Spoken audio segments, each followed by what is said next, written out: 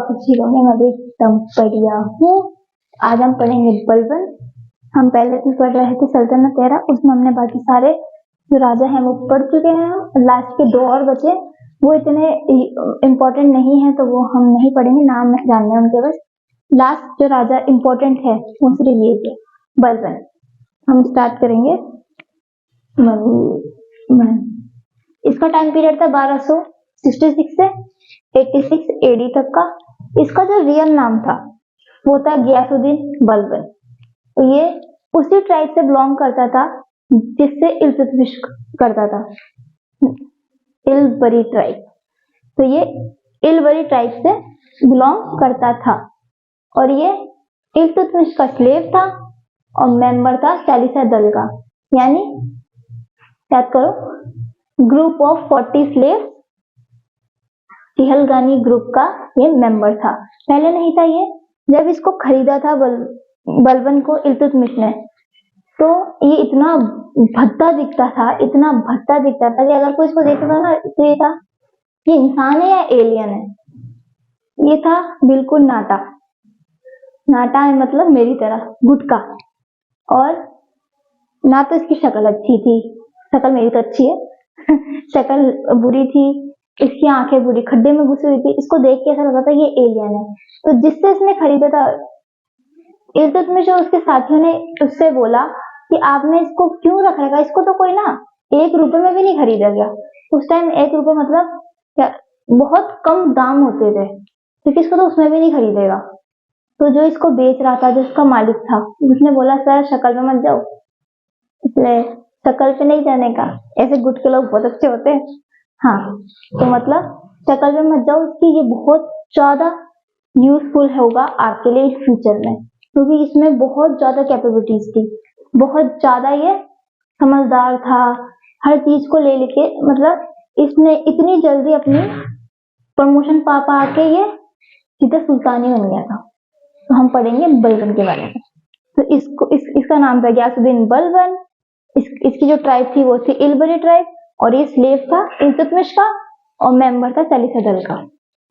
अब हम इसमें पढ़ेंगे बलबन किस टाइम पीरियड में, जब जितने भी सुल्तान हुए थे, बलबन की क्या पोस्ट थी इल्तुतमिश के बाद में। तो जब रजिया सुल्तान का राज चल रहा था, उस टाइम जो बलबन था वो था आमिर ए सिकर। ठीक है। जब बहरम शाह का था तब ये था आमिर ए अखूर, और जब अलाउद्दीन महसूद शाह था तब ये था आमिर ए हिज़म। और जब नसीरुद्दीन आया, तो आपको पता है नसीरुद्दीन इसके बलबन नसीरुद्दीन का फादर इन लॉ था, यानी ये उसका दामाद था। तो इसने इसको सीधा का सीधा ही क्या बना दिया था, नायाब ए मुमलिकात। जैसे ये नायाब ए मुमलिकात बना, सारी सुल्तान की पावर बलबन के पास ऑलरेडी चली गई थी। तो ऑलमोस्ट वो सुल्तान बन ही गया था नसीरुद्दीन के टाइम पे ही, लेकिन पूरा फॉर्म में वो तब आया था जब नसीरुद्दीन की डेथ हो जाती है। तो जब नसीरुद्दीन की डेथ हो जाती है, उसके बाद में बलबन शासन करता है। जब बलबन शासन करता है तो बलबन को लगता था कि जो उसके कोर्ट स्कॉलर्स थे, मतलब आमिर्स, उसको उससे देख के कोई नहीं हंसता था। लेकिन वो कहते ना, जब अपन के अंदर ही बुराई होगी ना तो अपन को सब बुरे बुरे नजर आएंगे। तो वो सोचता था कि अगर कोई हंस भी जाता था हमें, तो वो कहता ये नहीं, ये मेरे ऊपर ही हंस रहा है। अरे भाई तेरे ऊपर नहीं हंस रहे, नहीं ये मेरे ऊपर हंस रहा है।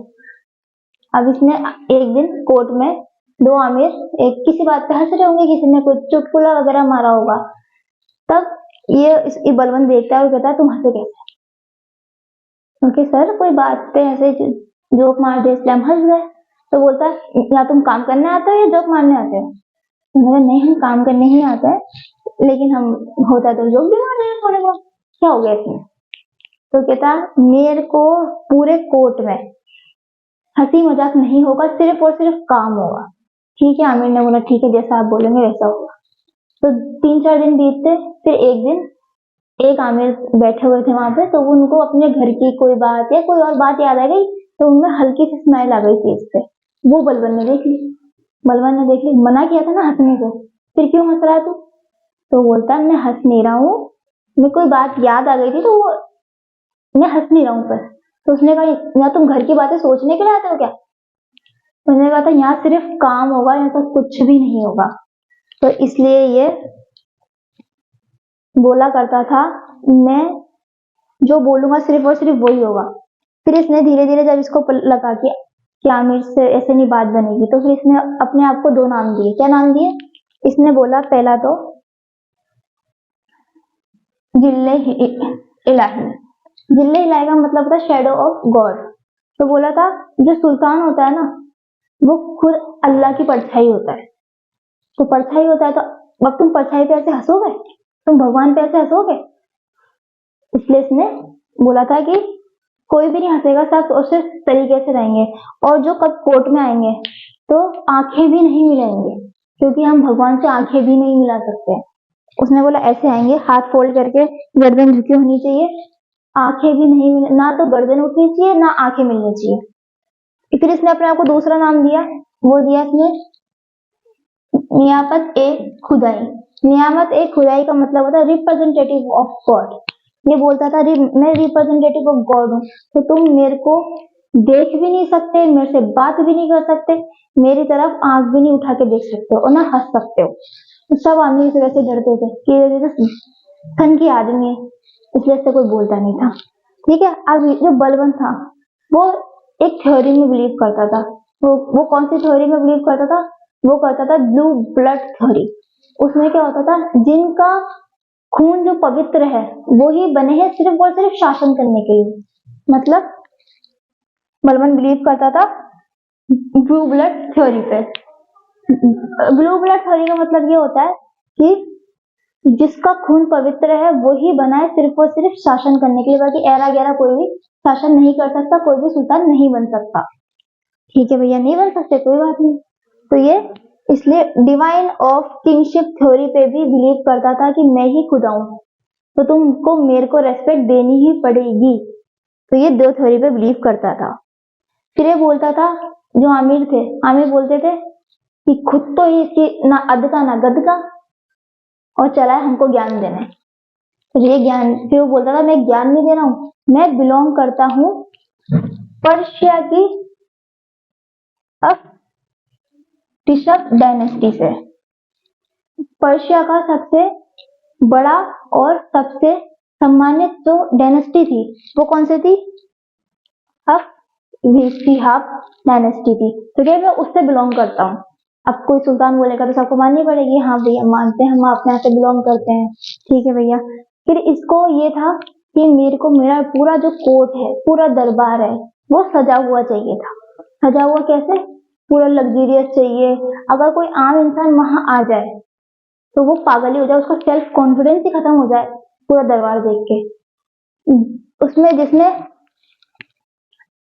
अफ्रीकन बॉडी गार्ड्स को भी बुलाया था अपनी रक्षा करने के लिए, और वो कोर्ट में बोलते थे उनसे खड़े रहो और तलवारों पे म्यान मत चढ़ाओ, बिना म्यान की तलवारें लेके खड़े रहो। तो सामने वाला वैसे डर जाता था कि भाई अगर कुछ कह दिया तो मार नहीं दे, तो वैसे ही सबका कॉन्फिडेंस का खत्म हो जाता था।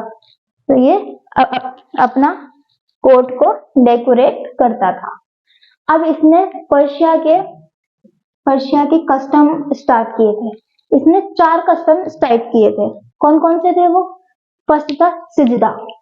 जब ये बोलता था कि मैं क्या हूं, मैं हूं जिल ए इलाही। जिल ए इलाही मतलब भगवान का छाया। तो बोलता है जब मैं भगवान की छाया हूं ना, तो हम अब एक काम करते हैं, हम पर्शिया के 4 कस्टम उठाते हैं। तो मैं बोला कौन कौन से बताओ? तो हमने पहले, अब तुम जब भी कोर्ट में आओगे तो तुम सिजदा करोगे। अब सिजदा क्या होता है? सिजदा का मतलब ये आता है जब भी आप कोर्ट में आओगे तो आपको दंडवत प्रणाम करनी पड़ेगी राजा के। दंडवत मतलब पूरे लेट जाओ, पूरे लेट के और प्रणाम करो। तो आमिर कहते सर क्यों बुढ़ापे में दुख दे रहे हो, वैसे यहाँ उठा जाता ना बैठा जाता होते हैं, और बोलते हो कि अब लेट लेट के आपको ढोक दे। तो ढोक तो देनी पड़ेगी। उसने कहा आगे रुक, अभी आगे एक और चीज है, फिर तेरे को ये अच्छा लगेगा ना? ठीक है, अब आगे बताओ अब क्या है? तो आगे बोलता है ये पेबोस। पेबोस का मतलब क्या होता है? आपको ढोक तो देनी ही है, ढोक के साथ साथ आपको सुल्तान के फीट का थंब भी चूमना है, मतलब आपको सुल्तान के अंगूठे को किस करना है। अरे सर यही बचा था, ये पहले वाला ही सही था, अब इसको रहने देते हैं, पहले वाला ही सही है। उन्होंने बोला नहीं, पहले वाला भी सही है, ये भी चालू होगा और पहले वाला भी होगा। तो बाबड़े सब लाइन जब आते दरबार में, पहले सबको दंडवत प्रणाम करते, फिर वापस उठते, फिर लाइन में लगते, फिर एक एक करके सुल्तान के पैर चूमते। और बलबन ऐसा चंट था, वो शब्द मुझे एक बोलना है पर मैं अभी ऑनलाइन बोलने लगती हूँ। वो अपना पैर आगे करके, वो लगता है कुर्सी पे अपना पैर रखता है ऐसे, और अंगूठा यहाँ रखता, अब मेरे इस अंगूठे को चूमे। अब कोई तो ढंग से चूमता, कोई कितना सूग की तरह से चूमता, पर सबको सूग आने लगी थी फिर, पर कोई बात नहीं, फिर भी सब चूमते थे। और फिर सारे जो आमिर थे ना, वो दिन भर यही करते रहते थे, पैगोस करना है, सिजदा करना है, पैगोस करना है, सिजदा करना है। तो सबके दिमाग से जो रिवोल्ट का मौका ही सबसे हट गया था कि अब हमको रिवोल्ट करना ही नहीं, क्योंकि किसी को टाइम ही नहीं था। सब सुबह उठे सिद्धा करना है, पैगोस करना है, शाम को उठे सिद्धा करना है, पैगोस करना है। अगर कहीं बाहर जा रहे हैं तो कुछ ऐसे बिलखने लोग होते हैं, वो आपको जानबूझ के छेड़ते हैं, तो कहते हैं और आजकल मैंने सुना है आप सिद्धा और पैगोस करते हो, कि हाँ आप करते हैं, तो हाँ क्या करें।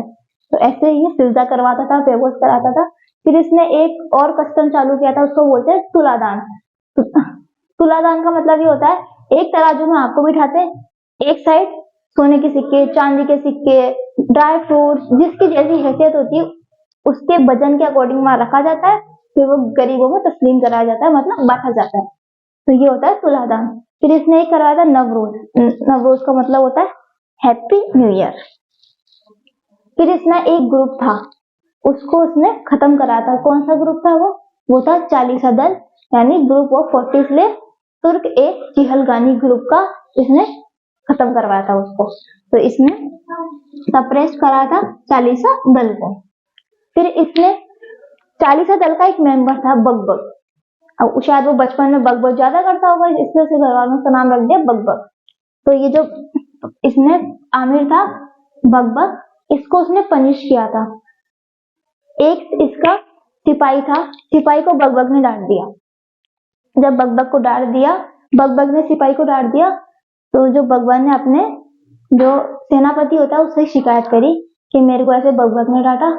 तो सेनापति ने बोला एक काम करते, तेरी बात सीधा बलबन तक लेके जा। तो बलबन तक लेके गए, तो बलबन ने सुनी और बलबन ने इसको पनिश कर दिया, मरवा दिया था इसने, इसको मरवा दिया। तब जितने भी आर्मी थे उसने कहा ये एक सिपाही की ओर ले रहा है, लेकिन इसको मरवाना इसकी साजिश थी। इसने उस सेनापति से बोल रखा था कि ऐसा कुछ होगा तो इसको मेरे पास लेके आना, मैं इसको सीधे ही मरवाने के लिए बोलूंगा। इसलिए इसने खत्म करवाया था चालीसा दल को। इसके बाद इसने जितनी भी चालीसा दल की पावर थी सबको अपने अंडर में ले लिया था, जितनी भी जो पावर थी सबको अपने अंडर में ले लिया था इसने।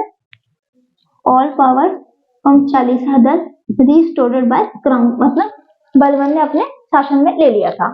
इसके बाद में इसने एक बंगाल का रूलर था तुर्गिल खान। तुर्गिल खान ने इसके खिलाफ विद्रोह कर दिया। जब इसने विद्रोह किया तो इसने भेजा किसको, इसने भेजा आमिर खान को। अभी बलबन देखो कितना चंट था, ये एक तीर से दो निशाने कर रहा था। कौन कौन से, ये आमिर को भी मारवाना चाहता था, तुर्गिल को भी मारवाना चाहता था। इसने इसका रिवोल्ट शांत करने के लिए भेजा आमिर को।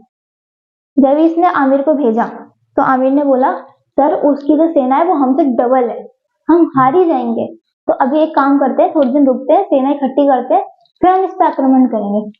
बलबन ने कहा नहीं, ऐसे कायरों की मुझे जरूरत नहीं है, मैंने बोल दिया आक्रमण अभी होगा तो अभी होगा। तो फिर ये जाता है, कहाँ जाता है, बंगाल जाता है, इसका जो रिवोल्ट था वो सप्रेस करने। जब ये वहां जाता है, जितने भी इसके साथ सेनापति होते हैं, जितने भी इसके साथ कमांडो होते हैं, जितने भी जो भी होते हैं, सब कहते हैं कि हम यहाँ पे सिर्फ सुसाइड करने आए हैं। सबको पता है हम हारेंगे, और हारने के बाद सबको पता होता है लास्ट में क्या होता है, डेथ, सब मरेंगे। पर फिर भी ये गया। जब ये गया तो ये हार गया। फिर ये बलबन के पास वापस आता है, ये बोलता है कि मैं उसका जो रिवोल्ट था वो उसको शांत नहीं कर पाया और मैं हमारी हार हुई। तो फिर ये बलबन इसको डेथ पनिशमेंट देता है और ये इसको चौराहे पे मरवा देता है और लटका देता है। सॉरी, चौराहे पे नहीं, दिल्ली में एक दरवाजा है, खूनी दरवाजा बोलते हैं। मेरे को एग्जैक्ट याद नहीं है, मैं याद करके मैं आपको कल के वीडियो में इसका पूरा डिटेल बता दूंगी, मुझे याद नहीं आ रहा है, सॉरी उसके लिए, मैं कल आपको पक्का बता दूंगी। तो इसने वहां पे उसको लटका दिया और फिर है ना जितने भी सेनापति थे, आर्मी थे, सबको बोला इसके चक्कर काटो इसके। सब चक्कर काट रहे। अब जब चक्कर काटने का, अब देख लो, अगर किसी ने ऐसा किया, किसी ने भी अगर विद्रोह किया या किसी ने भी मेरे हुक्म के खिलाफ गया, तो उसका ये असर होगा। तो सब इतने दुखी हो गए थे ना लोग इसे थर-थर कांपते थे कि ये तो बेलखना कुछ भी बोल देगा बाद में जाके, कोई भरोसा नहीं है इसका कि क्या बोलेगा, क्या सुनेगा हमारी। तो ऐसे इसने बलबन ने आमिर को डेथ पनिशमेंट दे दी थी। जब इसने इसको डेथ पनिशमेंट दी थी, क्योंकि आमिर अनसक्सेसफुल हो गया था रिवोल्ट को सप्रेस करने में और तुर्गिल खान, ठीक है। और फिर दूसरा कमांडो को ही भेजता है, कौन? मलिक मुकद्दर। जब मलिक मुकद्दर जाता है तो वो इस रिवोल्ट का समाप्त कर देता है। इस रिवोल्ट को समाप्त करने के बाद जब ये वापिस आता है तो बलबन इसको एक टाइटल देता है तुर्गिल खुश के नाम से। इसका क्या टाइटल है? तुर्गिल खुश, ठीक है। और ये बिलीव करता है ब्लड एंड आयरन पॉलिसी में, खून और लोहे की पॉलिसी में बिलीव करता है। इसने 2 डिपार्टमेंट की स्थापना कराई थी। 2 डिपार्टमेंट कौन से थे? दीवाने अरस एंड दीवाने बरीद। दीवाने अरस था आर्मी डिपार्टमेंट और ये था स्पाई डिपार्टमेंट। तो इसने 2 डिपार्टमेंट की स्थापना कराई थी, ठीक है। इसके बाद में इसने अपने बेटे को, इसके बेटे का नाम क्या था? महमूद को अपना उत्तराधिकारी घोषित किया था। जब इसने अपने बेटे को उत्तराधिकारी घोषित किया, उसके बाद में इसका बेटा मर गया मंगोल के खिलाफ लड़ते लड़ते। मंगोल आक्रमण में उसकी मृत्यु हो जाती है। फिर ये अपने दूसरे बेटे को अपना उत्तराधिकारी घोषित करना चाहता है, करता नहीं है, चाहता है। ये उसका नाम है बुकरा खान। ये बुकरा खान को बुलाता है, बोलता है कि अब देख, उसकी तो महमूद की तो मृत्यु हो गई, अब तू ही बनेगा अगला शासक। तो कहता है मेरे को इन सब चीजों में मतलब नहीं है, मेरी जिंदगी बढ़िया, अपन आराम से सोता है, आराम से पीते हैं, सोते हैं, और बस यही जिंदगी चाहिए हमको। ये सब राजपाट इन सब में मुझे कोई मतलब नहीं है। तो ये अब ये बोल के चला जाता है। फिर बलबन डिक्लेयर करता है खाए खुसरो को अपना उत्तराधिकारी। अब ये कौन है? ये इसका ग्रैंडसन है, मतलब ये पोता है। इसके पापा का नाम क्या है? इसके पापा का नाम है बुकरा खान, ठीक है। फिर ये अपने दादा को बोलता है कि दादा कोई बात नहीं, मैं जाता हूँ, मैं पापा को समझाऊंगा। उसने कहा चल ठीक है बेटा, तू कोशिश कर ले एक बार, कि तेरा बाप तो बेला कड़ा है, लेकिन तू जा, कोशिश कर ले, अगर तेरी मान जाए तो। लेकिन ये खाए खुश जाता है इसके बाद इसको समझाने के लिए, लेकिन उल्टा ये बुकरा खान इसको समझाता है कि बेटा इन सब चीजों में कुछ भी नहीं रखा, ये सब फालतू की चीजें हैं, इनमें मरना पड़ता है, इसलिए इन चीजों से मतलब मत रखो, अपनी लाइफ है, आराम से जियो, खाओ पियो और अपना एंजॉय करो, इन चीजों में कोई मतलब नहीं होता। तो ये इसको भी उल्टा समझा देता है। इसके बाद में जो बुकरा खान था वो डिनाई कर देता है रिक्वेस्ट कि मैं नेक्स्ट रूलर नहीं बनूंगा। इसके बाद 1258 एडी में, कितने में? 1258 एडी में बलबन एक ट्रीटी साइन करता है। बलबन एक ट्रीटी साइन करता है किसके खिलाफ? मंगोल से ट्रीटी साइन करता है। उसका जो रूलर है मंगोल का वो है हलाकू। तो ये हलाकू से एक ट्रीटी साइन करता है कि अब हमारे बीच में कोई युद्ध नहीं होगा, हम एक ट्रीटी साइन करते हैं। तो ये था हमारा बलबन। अब हम इसके जो बात था, इसके बाद मैं काम करती हूँ, समझा देती हूँ।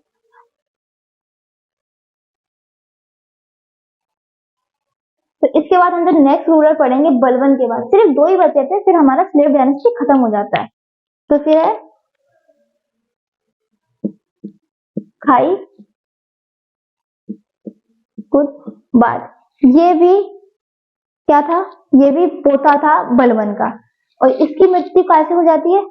इसकी मृत्यु हो जाती है, मृत्यु नहीं होती, ये बहुत ज्यादा अल्कोहल पीता है, इसलिए ये पैरालाइज्ड हो जाता है, पैरालाइज हो जाता है। इसके बाद में जब ये पैरालाइज हो जाता है तब इसका जो बेटा था उसका क्या नाम था?